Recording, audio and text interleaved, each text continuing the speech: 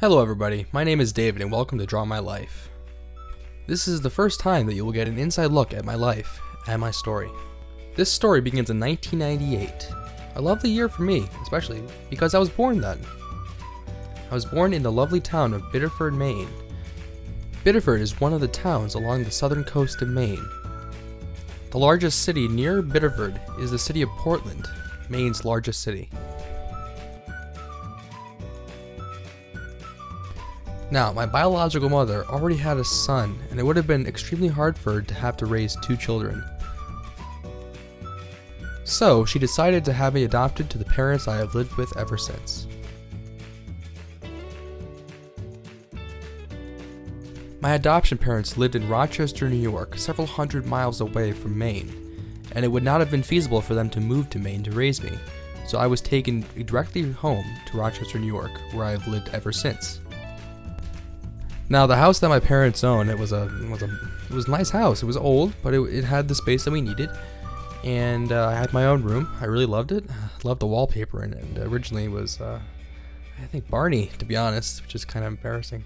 But the color of the house was a bright yellow, and it stuck out all the time. Anyone who drove by would, be drawn to the house.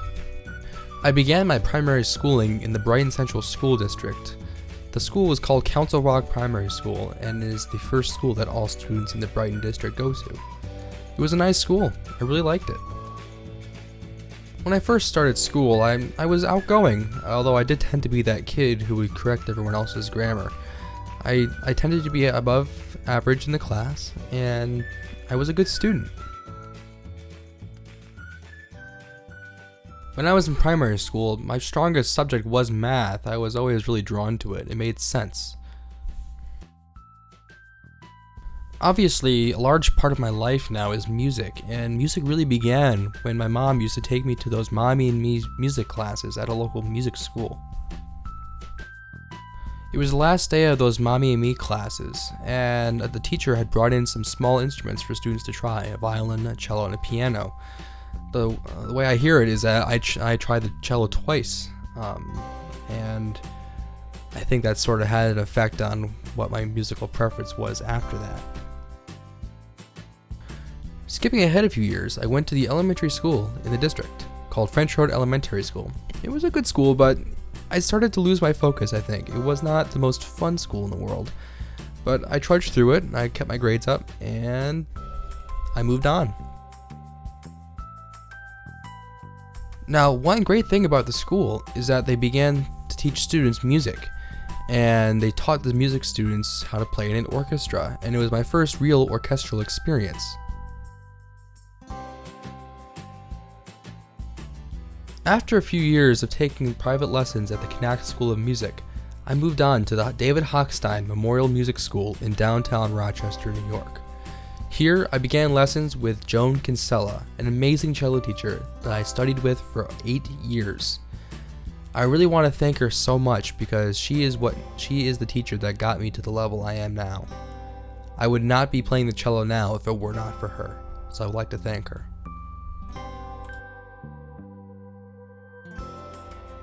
After being at French Road for 3 whole years, I was in 5th grade, and at the end of the year, we had our graduation ceremony. I was really excited because I got to move on to the middle school, where there is so much more freedom for the students. However, it was kind of a bittersweet time because I would miss the school. It was not my favorite school, but I would still miss it. But I think I was more happy than sad that day. The transition from elementary school to middle school was a big one. I mean, it's the first time that students really have a massive change in schooling. The philosophy of teaching at the two schools are completely different. Students have a lot more freedom. They can choose their classes at the middle school. And I was really excited because I would be spending the next 3 years of my life at a great school where the students have so many opportunities. In middle school, I became obsessed with the popular game show Who Wants to Be a Millionaire, and that's actually really interesting because it's what I began my YouTube channel on.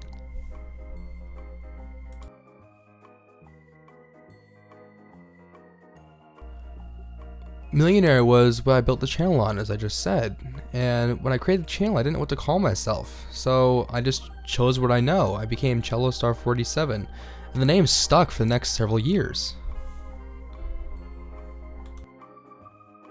And as of then, I was officially on YouTube. It was really big for me because, well, I wouldn't be here now if it wasn't for YouTube.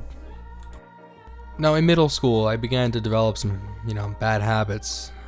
School sometimes was kind of boring for me, and I started, not to do my homework occasionally, and yeah, classes just sometimes were not my thing. I mean, sometimes I already knew this stuff, or it was just not taught very well, and I developed some bad habits, and I'm sad about that. However, in middle school, I did discover something really awesome. I joined the modified boys volleyball team. Now, before middle school, I never would have expected myself to play volleyball, but I tried it out. I met the coach, went to tryouts on the first day, and I loved it. Volleyball became something that I would look forward to every day after school, and I met some great people doing it. And I want to thank my coaches, Craig Dennison and Nancy Caffo. They were great coaches, great people, and they made me love the game.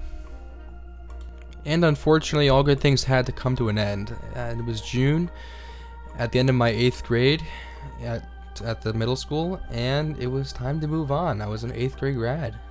We had our closing bash, which was amazing, and just helped me to reflect on all the fun I had in middle school.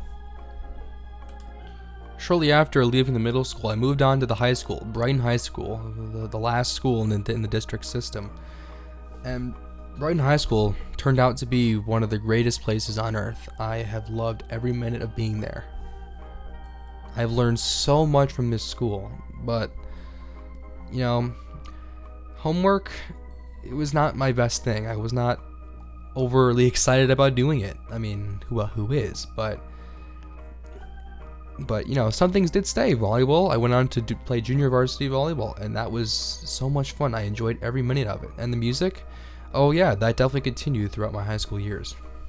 One thing that I really did love that I carried over to the high school was the game Minecraft. I found it when I was in middle school, and I started playing it, and I just became attached to it. I think it is one of the greatest games ever made. And it's what my YouTube channel has been about for the last while. However, Minecraft in school, my parents never really liked the mixing. High school is also when I began to write music. I mean, I've done a few little doodles here and there, but I really started to do it. It was something that I became serious about, and it's something I've done ever since. Now, my grades in high school, they were, solid A's and B's. I really did not want to see myself falling to a C. It was just a personal goal to keep them up, and also, of course, pressure from the parents. So I tried to keep the C's out as much as possible. The summer after freshman year, I tried something new. I went to a music camp, an overnight music camp. It was actually 2 weeks long, and it was just outside Rutland, Vermont. And it was one of the most amazing experiences that I have ever done in my life. It was nerve-wracking because I had never been to a sleepaway camp before. Never. I mean, it was actually kind of scary at first because I was hundreds of miles away from my home. My parents were not with me, but I loved it because I made so many new friends there, and we all had one thing in common. We all loved music. And looking back on it, it was one of the greatest things I think I've ever done for myself. I had so much fun, and I met so many amazing people. The camp was called Point Counterpoint, which is actually a play on words, but it was definitely one of the greatest places I've been for a summer experience ever. And I'd like to thank everyone I met there. Also in high school, I became part of the Rochester Philharmonic Youth Orchestra, or RPYO. It's an amazing youth orchestra filled with amazing kids from the local area who all share a passion for music. Shortly after, my teacher, Joan Kinsella, who I'd worked with for 8 years, gave me some rather disappointing news. She recommended that I move on to a new teacher, to a new school. And I took her advice because I knew that she had my best interest in mind. I moved on to the Eastman Community Music School, which is a part of the Eastman School of Music, which is also a part of the University of Rochester. It turned out to be an amazing decision because I met one of the greatest teachers I have ever worked with, Rosemary Elliott. At Eastman, I began to take music theory classes, many semesters of them with an amazing teacher, Dr. Margaret Henry. I want to thank her because she has so much knowledge and she is the most selfless person in the world. She spends her evenings, her entire night sometimes, just working, trying to make students' lives better. And I want to thank her for her hard work and dedication. Also at Eastman, I began to take chamber music with an amazing coach, Janet Mills. She has such a passion for music and she loves to help students learn. I want to thank her for 4 years of amazing chamber music. Also in high school, the channel hit its first milestone, 100 subscribers.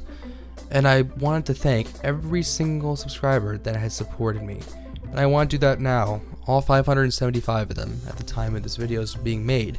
I want to thank all of you for your continued support and watching. Thank you so much, guys. You are the best.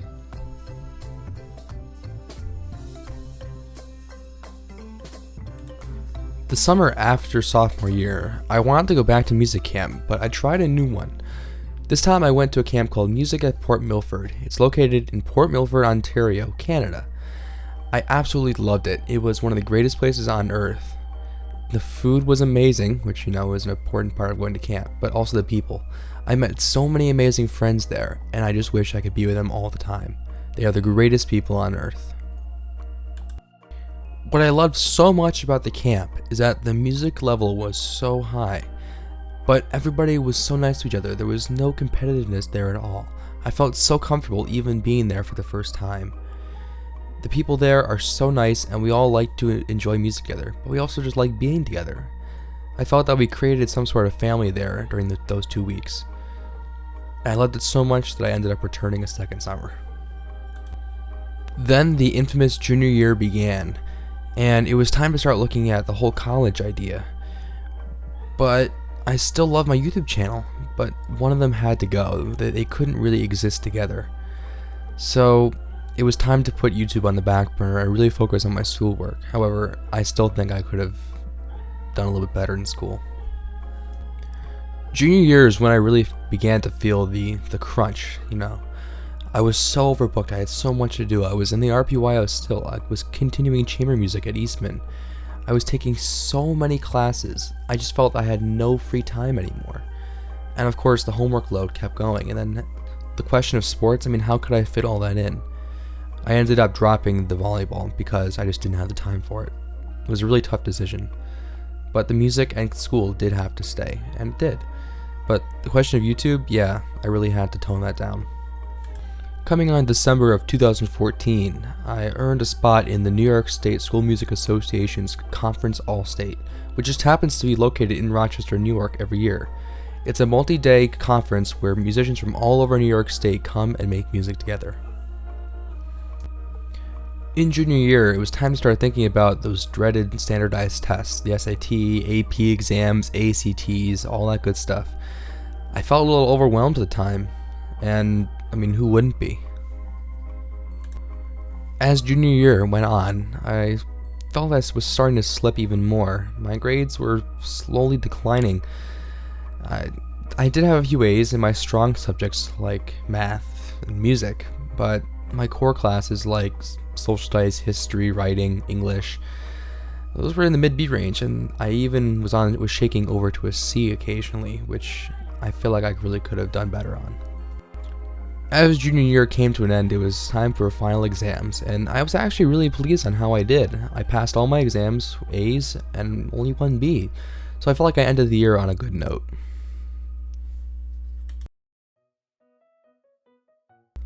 My GPA ended up being a little bit lower than expected, only a 3.42. It kind of put into perspective that I really should be working harder, because I know I can do better. Moving forward to the fall of senior year, I was participating in the Virtuosi Scholarship Chamber Orchestra conducting apprenticeship. It was an amazing experience where I got to lead an orchestra and playing several pieces. I was one of 5 conductors, and they were all amazing people, and it was a great time. As September turned to October, it was time to really start doing my college applications, and of course, like everyone else, I was all in a frenzy because I really didn't know what I was doing at first.